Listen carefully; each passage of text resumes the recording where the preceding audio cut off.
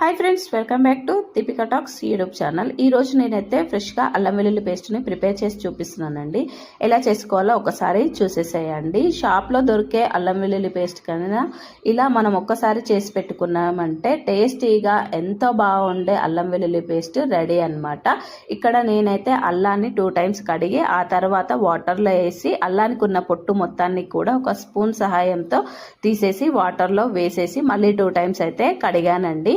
ఈ అల్లానికి పొట్టు నేను ఎప్పుడు కూడా తీసే వాడతానండి. కొంతమంది తీయరనమాట, అది వాళ్ళ ఇష్టము.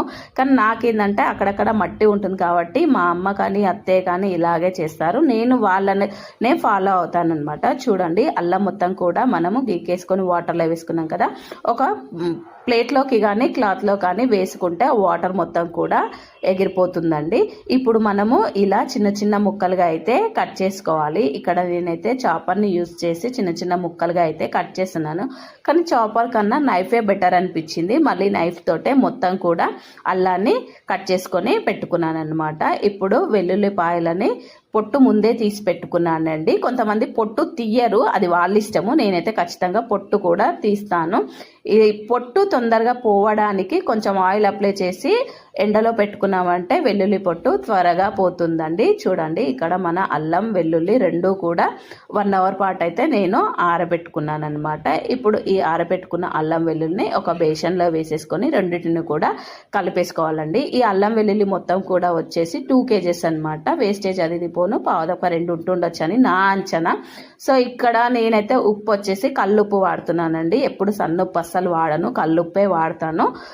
ఈ కల్లుప్పును కూడా నేను ఒక 1/4 kg వరకు అయితే వాడాను అనమాట.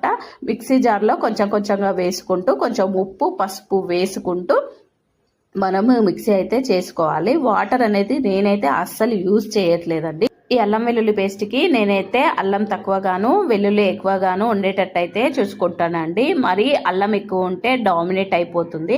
సో అల్లం క్వాంటిటీ కొంచెం తక్కువ అయితే తీసుకుంటున్నానండి. చూడండి, ఈ డబ్బాలో వచ్చేసి 2 months బ్యాక్ అనమాట. ఇప్పుడే దంచుకున్నంత ఫ్రెష్గా అయితే ఉందన్నమాట. మనం ఇప్పుడు మిక్సీ చేసి పెట్టుకున్న అల్లం వెల్లుల్లి పేస్ట్ మొత్తాన్ని కూడా ఒక గాజు సీసాలో కానీ డబ్బాలో కానీ వేసుకొని మూత పెట్టుకున్నామంటే మనకు ఎక్కువ రోజులు నిలవ ఉంటుంది.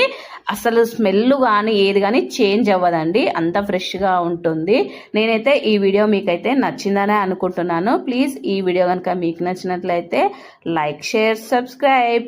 చూడండి, ఈ అల్లం వెల్లుల్లి పేస్ట్ అయితే మనకు ఎక్కువ రోజులు నిల్వ ఉంటుంది. ఇది వచ్చేసి 2 kgs కదండి. ఉప్పు కూడా వేయడం వల్ల 2 kgs అయ్యింది. నేనైతే ఒక గాజు సీసాలో స్టోర్ చేసి పెట్టుకున్నాను.